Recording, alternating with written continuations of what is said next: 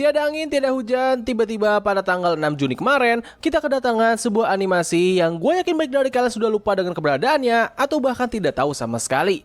Yap, animasi yang gue maksud adalah adaptasi resmi dari game Among Us. Nah, gue yakin kalian semua yang menonton video ini pasti pernah memainkan ataupun setidaknya tahulah soal game yang satu ini. Sebuah game indie yang mengajarkan kita untuk menjadi pembohong yang hebat dan sekaligus ahli adu domba ini sempat menjadi salah satu game yang paling populer di era pandemi.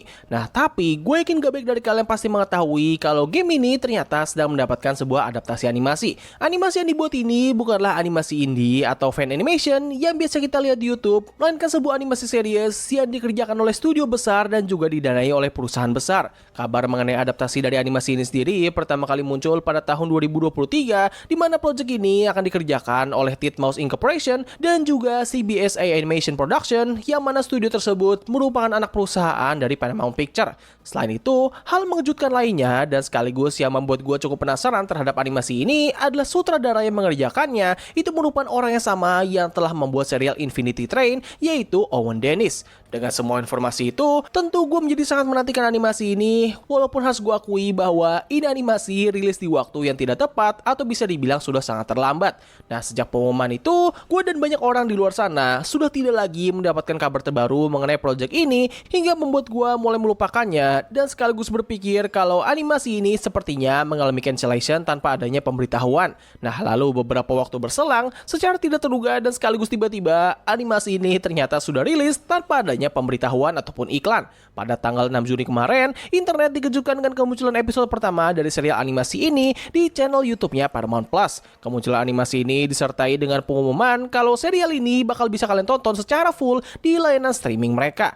Nah, lalu bagaimanakah isi dari animasi ini? Apakah animasi ini memiliki kualitas yang bagus dan sepadan dengan penantian kita selama ini? Well, sebelum lanjut, seperti biasa gue pengen memberikan peringatan spoiler karena gue akan membahas beberapa detail cerita yang ada di dalam animasi ini. Nah, tapi kalau kalian sudah siap, kita langsung masuk aja ke pembahasannya. Nah, jadi dalam animasi ini diceritakan bahwa ada sebuah perusahaan yang bernama Mira, di mana mereka suka mempekerjakan beberapa karyawan lapangan untuk mengambil sumber daya luar angkasa yang bernama Aura Plus. Aura Plus sendiri digambarkan layaknya sebuah batu bara yang bisa mereka dapatkan dari sebuah asteroid. Setelah semua batu itu terkumpul, maka mereka akan membawanya menuju planet asal mereka yang bernama Industria. Jujur aja, gue sendiri nggak tahu pasti apakah lore dari animasi ini sesuai dengan versi gamenya, tapi yang jelas animasi ini berhasil membuat gue menjadi tertarik dan mau berinvestasi dengan dunia dari IP yang satu ini. Apalagi setelah mereka menunjukkan soal sisi gelap dari perusahaan Mira, gue merasa kalau plot point tersebut itu bisa menjadi sebuah cerita tersendiri di masa depan nanti.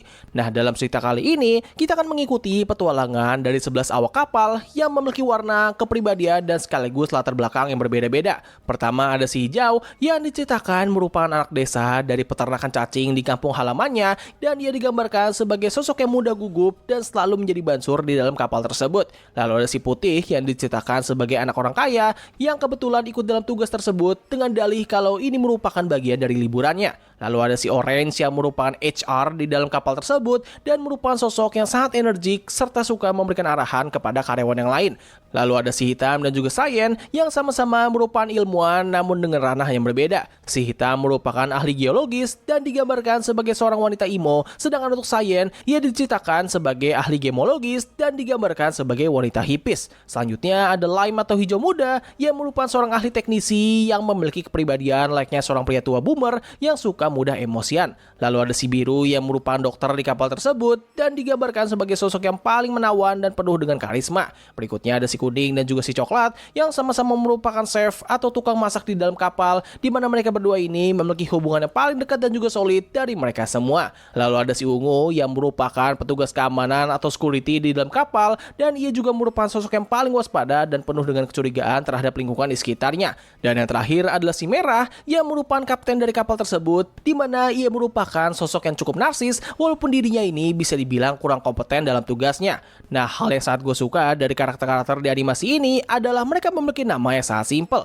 Arahan ini membuat gue menjadi sangat mudah untuk mengenali dan sekaligus mengingat mereka semua, apalagi dengan jumlah dari karakter di animasi ini yang terbilang cukup banyak. Selain itu, itu, hal lain yang juga gue suka dari karakter-karakter di animasi ini adalah mereka memiliki kepribadian yang sangat kontras dan terlihat seperti satu dimensi di awal cerita. Nah, tapi seiring berjalannya waktu, kita akan segera menyadari kalau mereka semua ini ternyata memiliki lapisan karakter dan ceritanya masing-masing yang bakal sangat mempengaruhi perkembangan cerita dan sekaligus intensitas konflik. Nah, seperti yang sudah kita semua tahu soal game aslinya, perjalanan dari awak kapal ini tentu tidak akan berjalan dengan mulus karena di sepanjang perjalanan mereka dihadapkan dengan situasi yang sangat mengerikan. Pada awalnya, mereka dikejutkan dengan kematian dari salah satu anggota mereka dan mereka masih belum bisa mengetahui apa dan siapa yang menyebabkannya.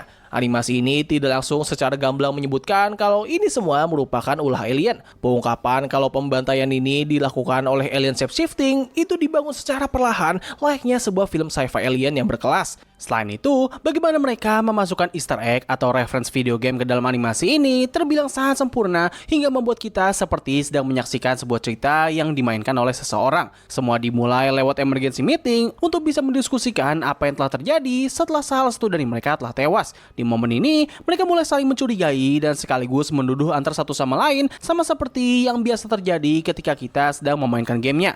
Lalu tidak lama berselang, mereka pun akhirnya berhasil menemukan salah satu dari imposter tersebut yang ternyata merupakan seorang alien shape-shifting.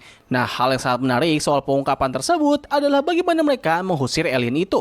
Mereka semua tidak langsung beramai-ramai mendorong makhluk itu untuk keluar dari kapal, namun pertama-tama mereka akan mengelabui makhluk itu untuk masuk ke dalam perangkap. Ketika itu sudah terjadi, mereka pun melakukan sebuah voting untuk menentukan apakah sosok itu layak untuk dikeluarkan atau tidak. Tidak hanya itu saja, mereka bahkan juga menunjukkan bagaimana jadinya apabila mereka mengusir salah satu kru kapal yang ternyata bukan seorang imposter. Momen tersebut dibuat dengan sangat bagus, di mana mereka berhasil membuat kita seolah yakin kalau sosok itu merupakan seorang imposter dengan bukti yang cukup meyakinkan. Nah, lalu ketika terungkap kalau ia ternyata bukan seorang imposter, seketika nuansa dari animasi ini berubah menjadi sangat depressing, sama seperti film sci-fi alien ketika protagonisnya sedang dihadapkan dengan situasi yang tidak memungkinkan mereka untuk bisa selamat. Nah, hal terakhir yang sangat luar biasa dari cerita animasi ini adalah dari perubahan nuansa dan juga sekaligus skala konflik. Jujur, ketika gue pertama kali menonton animasi ini, gue berpikir kalau animasi ini bakal tidak terlalu serius dan penuh dengan bercandaan. Nah, tapi seiring berjalan waktu, cerita dari animasi ini seketika mulai berubah menjadi lebih serius dan juga emosional. Awal cerita dari animasi ini terasa seperti sebuah komedi horor gelap dengan banyaknya bercandaan di tengah momen yang sebenarnya cukup disturbing dan juga mengerikan. Lalu ketika mereka mulai menyorot beberapa background dan sekaligus histori hubungan antara beberapa karakter, seketika animasi ini berhasil membuat gua menjadi semakin bersimpati kepada mereka. Tidak hanya itu saja, perubahan cerita ini bahkan berhasil membuat beberapa karakter yang di awal cerita terasa sangat menyebalkan dan unlikable, kini berubah menjadi karakter sangat menarik dan gue sebagai penonton menjadi ingin agar karakter itu bisa tetap hidup. Salah satu contoh yang bisa gue ambil adalah dari si Merah. Ia awalnya merupakan karakter yang cukup bodoh dan agak menyebalkan hingga membuat gue berpikir kalau karakternya ini sepertinya tidak akan bertahan lama. Nah, tapi setelah kita melihat masa lalunya dengan si Ungu dan bagaimana ia bisa menangani situasi genting dengan sangat bijak dan juga proper, dari sinilah gue bisa melihat bahwa ini karakter ternyata tidak seburuk itu dan gue jadi ingin agar karakter ini bisa tetap hidup. Ya, bisa dibilang karakter arc dari si Merah ini merupakan salah satu yang terbaik di keseluruhan animasi ini. Nah, selain dari apa yang sudah gue jelaskan barusan, sebenarnya masih ada beberapa hal lainnya yang masih bisa gue sorot dari animasi ini. Salah satunya adalah dari gaya animasinya yang terlihat seperti animasi independen namun dengan kualitas yang setara dengan studio besar. Hal ini bisa terjadi karena art style dari animasi ini sangatlah identik dengan animasi atau game independen, tetapi ia memiliki beberapa hal yang membuatnya terlihat seperti sebuah animasi yang dibuat oleh studio besar. Mulai dari pergerakan animasinya yang sangat halus namun juga sangat ekspresif hingga penulisan dialognya yang tidak sebebas seperti animasi-animasi independen. Tidak hanya itu saja, scoring dari animasi ini berhasil menangkap kesan horor dan sekaligus misteri yang coba dibawakan oleh animasi ini. Bahkan rasanya, lagu theme song atau intro dari animasi ini seperti memiliki nuansa yang sangat mirip seperti animasi yang dibuat oleh Owen Dennis sebelumnya. Dengan hasil ini, gue menjadi sangat menantikan animasi apa yang bakal dikerjakan oleh Owen Dennis berikutnya.